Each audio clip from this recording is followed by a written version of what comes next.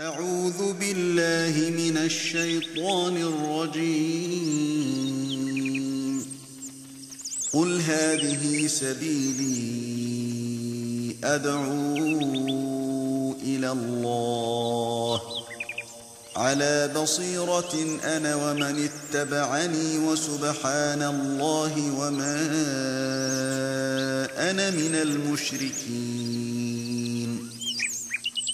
آپ کہہ دیجئے میری راہ یہی ہے، میں اور میرے متبعین اللہ کی طرف بلا رہے ہیں پورے یقین اور اعتماد کے ساتھ، اور اللہ پاک ہے اور میں مشرکوں میں نہیں۔ ومن أحسن قولا ممن دعا إلى الله وعمل صالحا وقال إنني من المسلمين۔ ولا تستوي الحسنة ولا السيئة ادفع بالتي هي أحسن فإذا الذي بينك وبينه عداوة كأنه ولي حميم وما يلقاها إلا الذين صبروا وما يلقاها إلا ذو حظ عظيم۔ اور اس سے زیادہ اچھی بات والا کون ہے جو اللہ کی طرف بلائے اور نیک کام کرے اور کہے کہ میں یقیناً مسلمانوں میں سے ہوں۔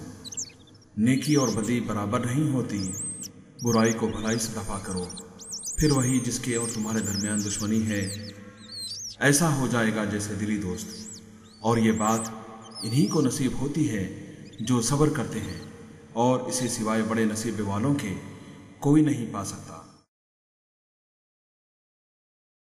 إن الحمد لله نحمده ونستعينه ونستغفره ونعوذ بالله من شرور أنفسنا ومن سيئات أعمالنا، من يهده الله فلا مضل له ومن يضلل فلا هادي له، وأشهد أن لا إله إلا الله وحده لا شريك له، وأشهد أن محمدا عبده ورسوله۔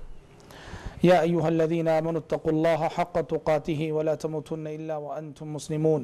يا أيها الناس اتقوا ربكم الذي خلقكم من نفس واحدة وخلق منها زوجها وبث منهما رجالا كثيرا ونساء، واتقوا الله الذي تساءلون به والأرحام إن الله كان عليكم رقيبا۔ يا أيها الذين آمنوا اتقوا الله وقولوا سديدا يصلح لكم أعمالكم ويغفر لكم ذنوبكم ومن يطع الله ورسوله فقد فاز فوزا عظيما۔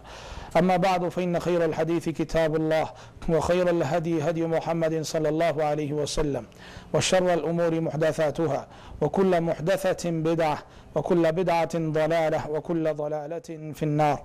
أعوذ بالله السميع العليم من الشيطان الرجيم من همزه ونفخه ونفثه۔ وعد الله الذين آمنوا منكم وعملوا الصالحات ليستخلفنهم في الأرض كما استخلف الذين من قبلهم وليمكنن لهم دينهم الذي ارتضى لهم وليبدلنهم من بعد خوفهم أمنا يعبدونني لا يشركون بي شيئا ومن كفر بعد ذلك فأولئك هم الفاسقون۔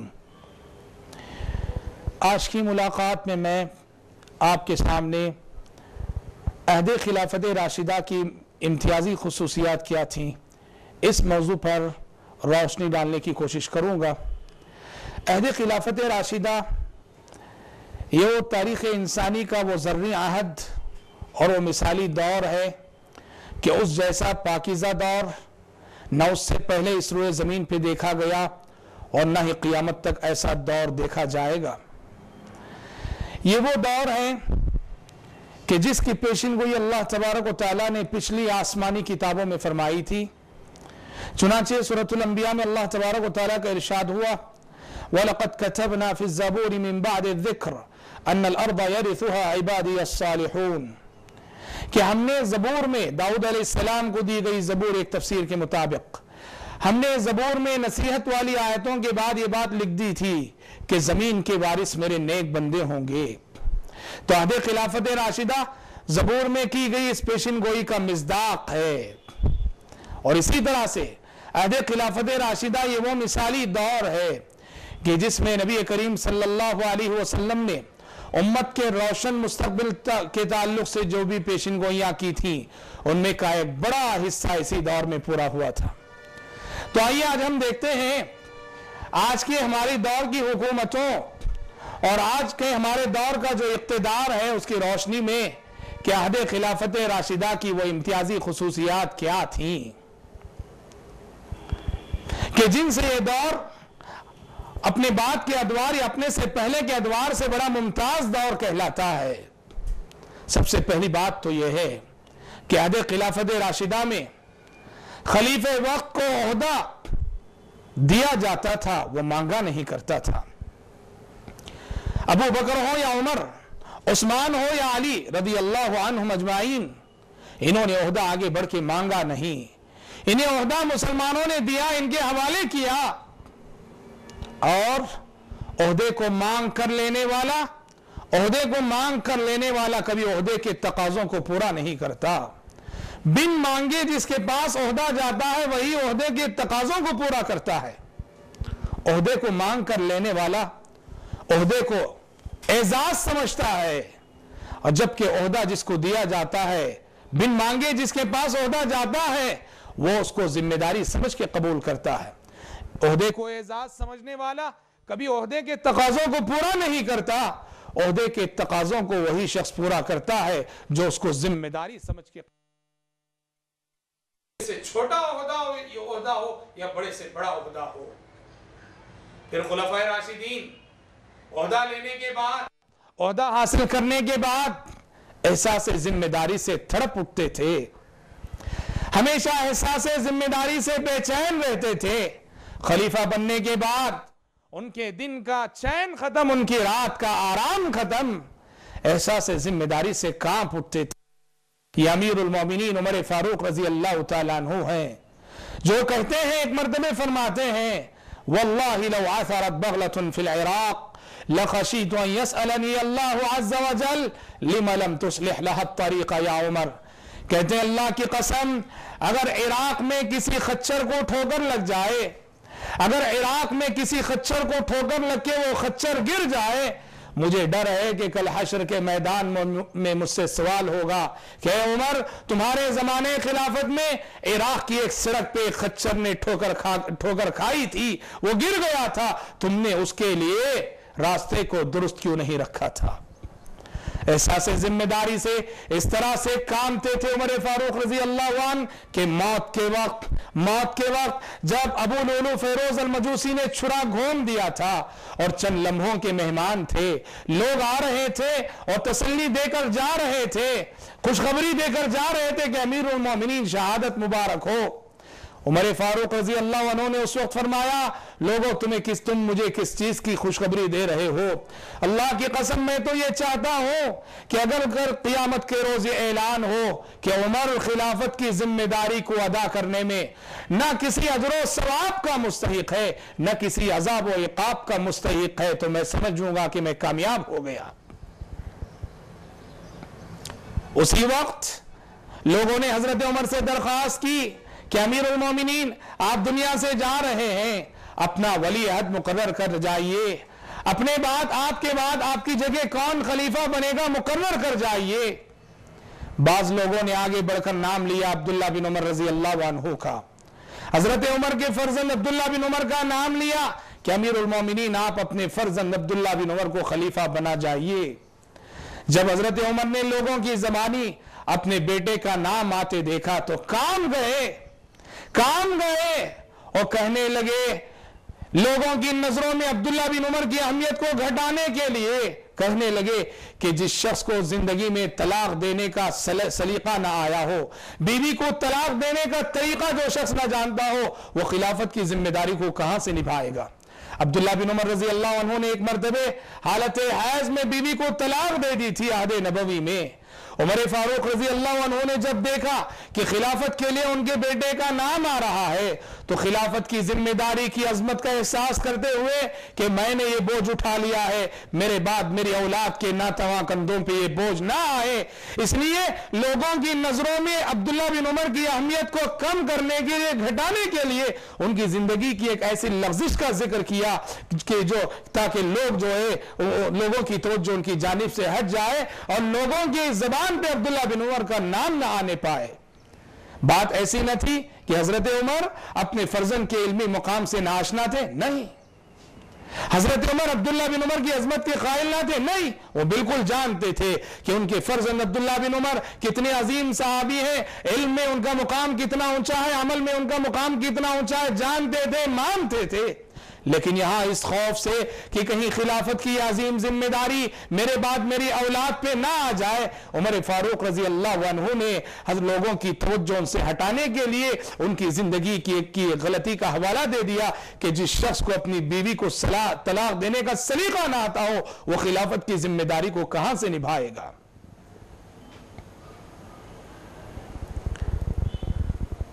خلافت کی ذمہ داری کو قبول کرنے کے بعد خلفائے راشدین کا اولین مقصد اسلام کی خدمت اور اسلام کی حفاظت ہوا کرتا تھا۔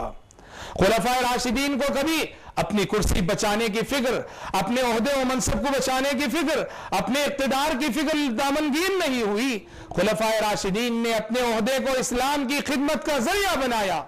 یہ ابو بکر صدیق رضی اللہ عنہ ہیں جو ایک طرف مدعیان نبوت سے برسر پیکار نظر آتے ہیں تو دوسری طرف مانعین زکوٰۃ سے لڑتے ہوئے نظر آتے ہیں، تو تیسری طرف جو لوگ اسلام چھوڑ کر مرتد ہو رہے تھے انہیں اپنی جد و جہد کے ذریعے اسلام میں واپس لا رہے ہیں۔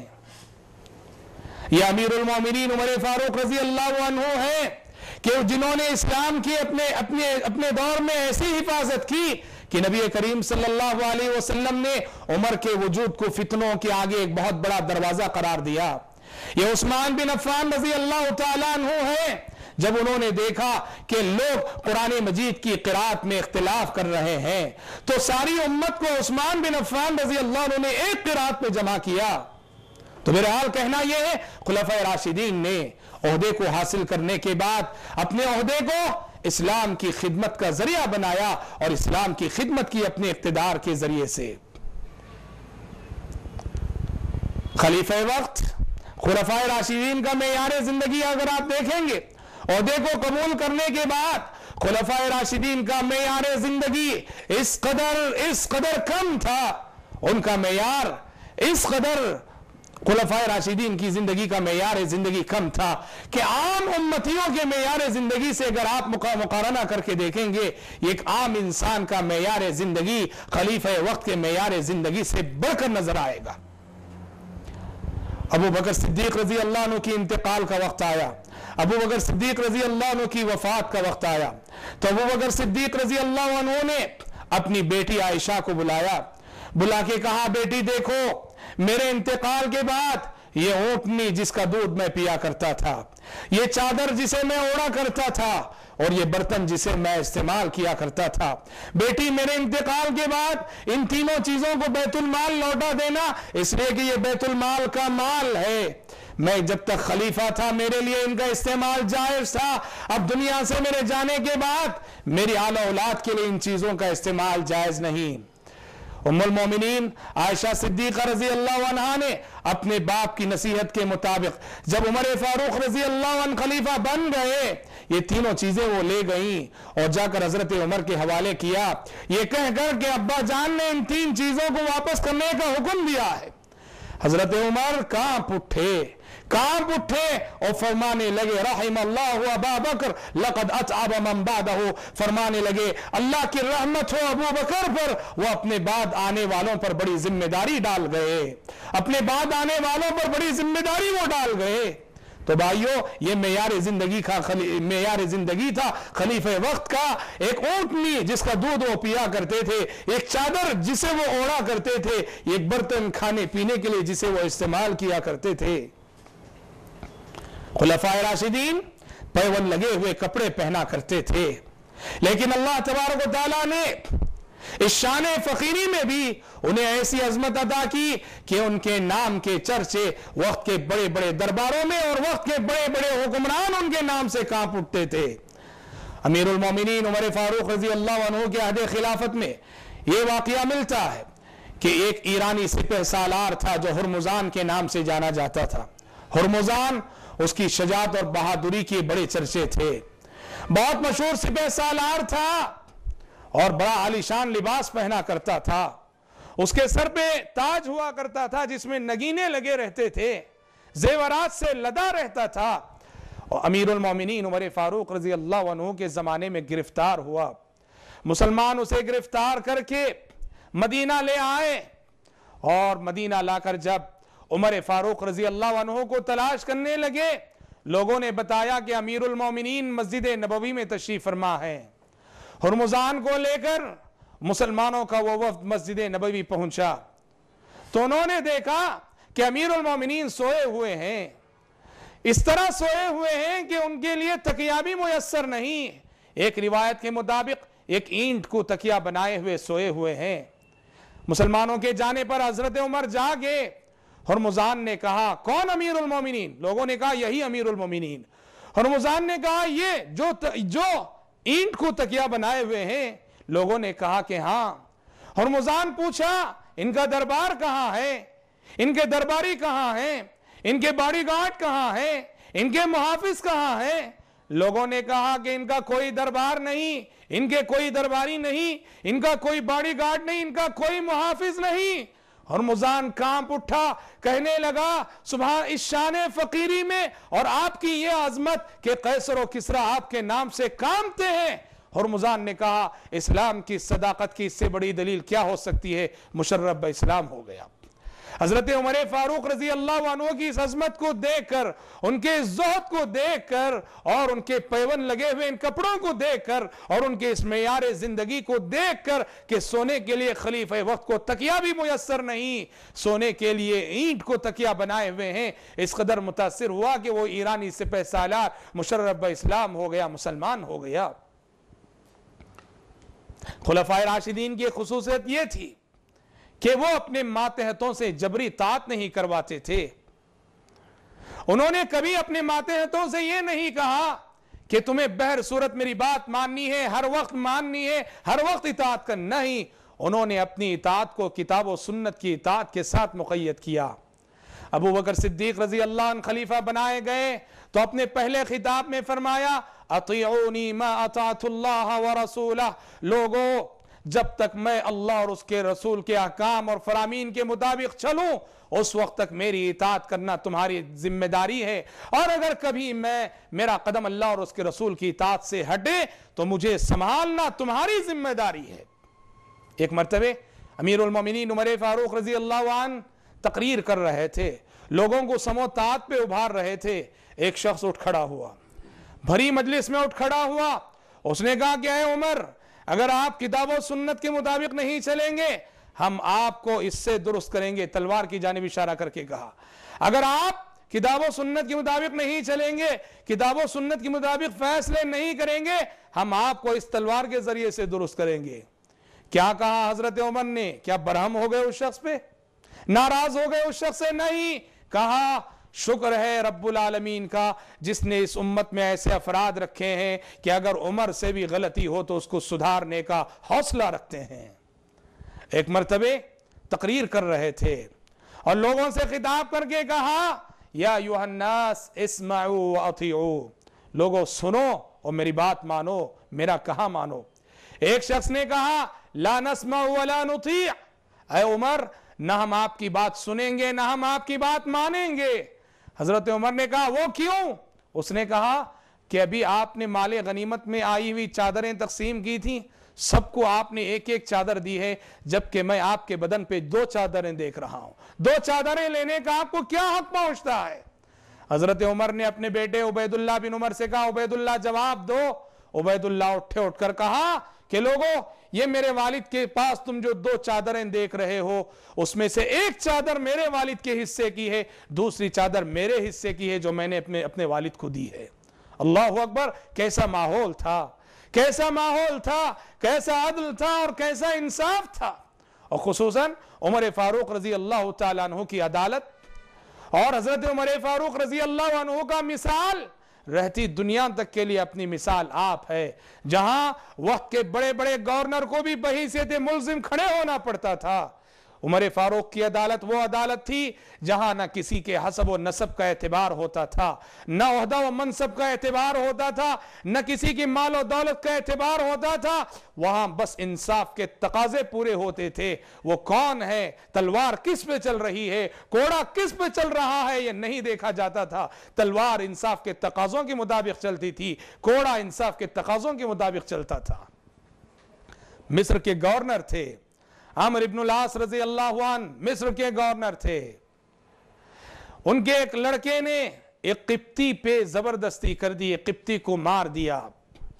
عمرو بن العاص رضی اللہ عنہ کے لڑکے نے، یعنی گورنر کے لڑکے نے ایک قبطی کو مار. قبطی کسے کہتے ہیں؟ مصر کا ایک کافر تھا، وہ مصر کا غیر مسلم تھا، وہ جو فرعون کی نسل سے تھا. اس کو عمرو بن العاص رضی اللہ عنہ کے بیٹے نے مار دیا.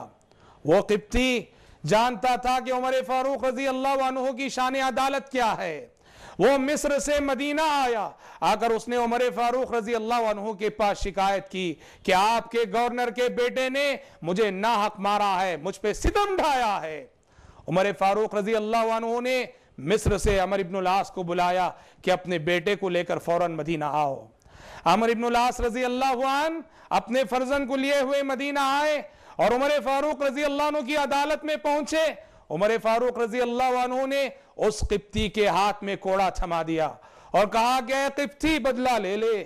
اس قبطی نے عمرو بن العاص کے سامنے عمرو بن العاص کے فرزند کی پیٹھ پہ کوڑا برسایا اور جس قدر انہوں نے ستم ڈھایا تھا اس قبطی نے اس کا بدلہ لے لیا. جب وہ بدلہ لے چکا، عمر فاروق رضی اللہ عنہ قبطی سے مخاطب ہو کر کہنے لگے اے قبطی، عمرو بن العاص کو بھی ایک کوڑا لگا دے، عمرو بن العاص کو بھی ایک کوڑا لگا دے کہ ان کے بیٹے نے اپنے باپ کے عہدے کے نشے میں تجھے مارا تھا، تجھے کوڑا لگایا تھا. قربان جائیے. اس قبطی نے کہا کہ نہیں امیر المومنین، جس نے مجھے مارا تھا اس سے میں نے بدلہ لے لیا، میں عمرو بن العاص کو مارنا نہیں چاہتا. یہاں ہم تعریف کریں حضرت عمر کے انصاف کی یا تعریف کریں عمرو بن العاص کی قوت برداشت کی؟ ان کی نظروں کے سامنے اور حضرت عمر فاروق رضی اللہ عنہ ان کے بیٹے پہ کوڑے برسانے کا حکم دے رہے ہیں، اور اتنا ہی نہیں بلکہ خود عمرو بن العاص پہ کوڑا لگانے کا حکم دے رہے ہیں. لیکن یہ بات تھوڑی دیر کے لیے بھی عمرو بن العاص پہ ناگوار نہیں گزرتی ہے. وہ جان رہے ہیں عمر جو بھی کہہ رہے ہیں وہ انصاف کا تقاضا ہے. یہی مطلب ہے قرآن کے اس حکم کا، یا ایھا الذین آمنوا کونوا قوامین بالقسط شہداء للہ ولو علی انفسکم او الوالدین والاقربین. اے ایمان والو، تم انصاف کے علم بردار بن جاؤ. اپنے خلاف بھی کیوں نہ گواہی دینی پڑے، انصاف کے علم بردار بن کے اپنے خلاف بھی گواہی دو. یہ وہ صحابہ تھے کہ سبحان اللہ جن کی زندگیاں قرآن مجید کی ان تعلیمات کا عکس تھیں، قرآن مجید کی ان تعلیمات کا اعلیٰ سے اعلیٰ نمونہ تھیں. تو خلافت راشدہ میں یہ بھی بے مثال عدل و انصاف کے ایسے دسیوں نمونے آپ کو دیکھنے کو ملیں گے. اور عہد خلافت راشدہ کی ایک امتیازی خصوصیت یہ بھی تھی کہ وہاں خلفائے راشدین ہوں یا ان کی رعایا ہو، جہاں بھی امت کے اجتماعی مفاد کی بات آتی، امت کے اجتماعی مفاد کی خاطر اپنے ذاتی مفادات کی قربانی دیتے تھے. انہوں نے کبھی نعوذ باللہ امت کے اجتماعی مفادات پہ اپنے ذاتی مفاد کو ترجیح نہ دی. ہمیشہ امت کے خیر کو مد نظر رکھا، امت کی بھلائی کو مد نظر رکھا، اپنا نقصان کیا اور امت کا بھلا کیا. ہمیشہ اجتماعی مفادات کو مد نظر رکھا کرتے تھے. علی بن ابی طالب رضی اللہ عنہ کا زمانہ خلافت ہے. بعض غلط فہمیوں کی وجہ سے علی بن ابی طالب رضی اللہ عنہ اور معاویہ بن ابی سفیان رضی اللہ عنہ کے درمیان لڑائی شروع ہو گئی اور جنگ شروع ہو گئی. جنگ چل رہی تھی کہ روم کے بادشاہ نے امیر معاویہ رضی اللہ عنہ کو خط لکھا اور کہا کہ معاویہ، مجھے معلوم ہوا ہے کہ علی کے ساتھ تمہاری جنگ چل رہی ہے، میں تمہاری مدد کے لیے حاضر ہوں. جب بھی مدد کی ضرورت پڑے، کسی بھی قسم کے تعاون کی ضرورت پڑے، مجھے یاد کر لینا، میں حاضر ہو جاؤں گا تمہاری مدد کے لیے۔ امیر معاویہ رضی اللہ عنہ نے خط پڑھا اور خط پڑھ کے اس کا جواب دیا۔ جواب کا آغاز کیا ان کلمات سے، یا کلب الروم۔ کیا کہا؟ یا کلب الروم، اے رومی کتے، اے رومی کتے۔ رومی کتے کے نام سے خطاب کیا، رومی کتے کے لقب سے خطاب کیا روم کے حکمرانوں کو۔ آج اندازہ کرو کہاں چلے گئے ہماری عزت و سربلندی کے وہ ایام جہاں ہم اس پوزیشن میں تھے کہ وقت کی ایک سپر پاور طاقت کے حکمران کو ان الفاظ میں خطاب کریں، یا کلب الروم۔ اور آج کیا ہے کہ آج ہمارے حکمران غیروں کے حکمرانوں کی جوتیاں چاٹ رہے ہیں، نعوذ باللہ۔ امیر المومنین معاویہ رضی اللہ عنہ نے خطاب کر کے کہا، یا کلب الروم، اے رومی کتے۔ اس کے بعد لکھا کہ علی اور میرا اختلاف، علی اور میرے درمیان چلنے والی لڑائی، یہ ہمارا اندرونی اختلاف ہے، یہ ہمارا اندرونی مسئلہ ہے۔ اگر تو ہمارے اندرونی مسئلے میں دخل اندازی کی کوشش کرے گا، تجھے معلوم ہونا چاہیے کہ میں علی کی فوج کا ایک ادنا سپاہی بن کے تجھ سے لڑوں گا۔ میں اگر تو نے دخل اندازی کی کوشش کی تو میں علی کی فوج کا ادنا سپاہی بن کے لڑوں گا۔ قربان جائیے کیسے صحابہ تھے یہ کہ جنہوں نے کبھی اپنے ذاتی مفادات کو امت کے مفادات پہ ترجیح نہ دی، امت کے مفاد کو، اجتماعی مفاد کو ہمیشہ مقدم رکھا۔ اور اخلاق کیسے تھے؟ اخلاق کیسے تھے؟ خلفائے راشدین نے جو فتوحات کی، ان کی فتوحات رحمت تھیں۔ جہاں بھی گئے وہ رحمت کے پیغامبر بن کر گئے۔ خلافت راشدہ کا ایک واقعہ میں یہ بھی ملتا ہے، مسلمانوں نے ایک شہر بسایا تھا فسطاط نام کا۔ فسطاط میں مسلم فوج خیمہ زن تھی۔ عمرو بن العاص رضی اللہ عنہ اس کے کمانڈر تھے۔ عمرو بن العاص رضی اللہ عنہ کی کمانڈنگ میں مسلمان جہاد کر رہے تھے۔ فسطاط میں مسلمان خیمے لگائے ہوئے تھے۔ جب وہاں کی مہم کو سر کر کے آگے جانے کی بات ہوئی تو جو خیمے گاڑے ہوئے تھے وہ نکالے جا رہے تھے۔ جب اسلامی فوج کے کمانڈر عمرو بن العاص کا خیمہ نکالنے کے لیے کوشش کی گئی تو دیکھا گیا کہ اس میں ایک کبوتر نے گھونسلہ بنا لیا ہے، ایک کبوتر نے گھونسلہ بنا لیا ہے۔ عمرو بن العاص نے کہا، اسلامی فوج کے کمانڈر نے کہا، لوگوں میرے گھونسلے کو، میرے خیمے کو مت نکالو، میرے خیمے کو اسی حالت پہ چھوڑ دو۔ ہم اس خیمے کو اسی حالت میں چھوڑ کے آگے بڑھتے ہیں، اس لیے کہ اگر میرے خیمے کو نکالا جائے تو میرے مہمان کو تکلیف ہوگی، میرے اس مہمان کو تکلیف ہوگی۔ اللہ اکبر، غور کرو یہ کیسا زمانہ تھا جہاں حضرات صحابہ کرام رضوان اللہ علیہم اجمعین نے جانوروں کو، پرندوں کو وہ حقوق دیے جو حقوق آج کی حکومتیں انسانوں کو نہیں دے رہی ہیں۔ بھائیو، یہ وہ عہد زرعی ہیں، یہ وہ مثالی دور ہے، یہ وہ مثالی دور ہے کہ جس کی نظیر آپ کو نہ اس سے پہلے ملے گی نہ اس کے بعد ملے گی۔ خلفائے راشدین اور ان کے رعایا اور ان کے ماتحدین سب جیتے تھے اسلام کے لیے، اسلام کی عزت و سربلندی کے لیے جیتے تھے۔ ان کی کامیابی کا راز یہی ہے کہ انہوں نے وہ اسلام کے نگہبان بنے اور اسلام ہی کو اپنی عزت و سربلندی کا ضامن سمجھتے تھے۔ عمر فاروق رضی اللہ عنہ، ان کے دور میں فلسطین فتح ہوا، مسلمانوں نے بیت المقدس میں حملہ کیا، بیت المقدس کے عیسائی شکست کھا گئے، صلح پر آمادہ ہوئے اور انہوں نے یہ کنڈیشن رکھا کہ صلح کے لیے تم اپنے خلیفہ کو بلاؤ۔ عمر فاروق رضی اللہ عنہ صلح کرنے کے لیے مدینے سے نکل کر بیت المقدس گئے۔ جب بیت المقدس پہنچے اور وہاں مسلمانوں سے سامنا ہوا تو عمر فاروق رضی اللہ عنہ کے کپڑے مسلسل سفر میں رہنے کی وجہ سے میلے ہو گئے تھے، مسلسل سفر میں رہنے کی وجہ سے میلے ہو گئے تھے۔ مسلمانوں میں سے کسی نے کہا کہ امیر المومنین، کل آپ عیسائیوں سے ملنے جا رہے ہیں، کرسچنوں سے ملنے جا رہے ہیں، کرسچنوں کے مذہبی رہنماؤں سے ملنے جا رہے ہیں، کیا ہی اچھا ہوگا کہ ذرا کپڑے بدل لیں۔ عمر فاروق رضی اللہ عنہ کو یہ بات بڑی ناگوار گزری۔ حضرت عمر کو اس جملے میں احساس مروبیت نظر آیا، دوسروں کے کلچر سے، دوسروں کے مذاہب سے اور مروبیت کی ایک پہچان نظر آئی اس جملے میں۔ حضرت عمر نے مسلمانوں سے اس وقت خطاب کر کے ایک تاریخی جملہ کہا تھا کہ تم مجھے کپڑے بدلنے کا حکم دے رہے ہو اور یہ ڈر رہے ہو کہ ہم ان کپڑوں میں اگر کرسچنوں کے پاس جائیں گے وہ کیا سمجھیں گے.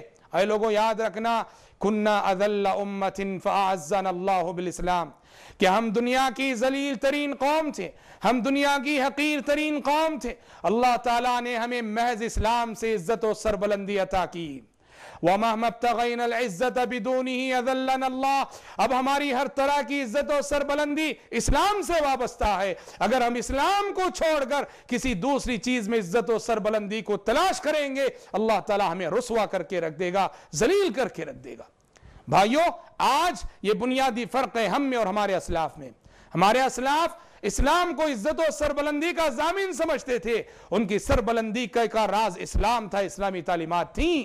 وہ اسلامی تعلیمات پر عمل کرنے میں فخر محسوس کرتے تھے. اور آج ہم نے عزت و سربلندی کے کئی معیار قائم کر لیے.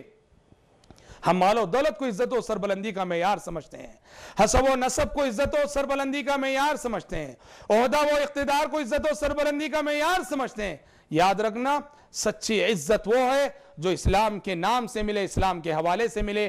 قرآن کہتا ہے وَلِلَّهِ الْعِزَّةُ وَلِرَسُولِهِ وَلِلْمُؤْمِنِينَ وَلِلَّهِ الْعِزَّةُ وَلِرَسُولِهِ وَلِلْمُؤْمِنِينَ وَلَكِنَّ الْمُنَافِقِينَ لَا يَعْلَمُونَ. حقیقی عزت و سربلندی اللہ کے لیے, اس کے رسول کے لیے اور اہل ایمان کے لیے, مومنوں کے لیے ہے.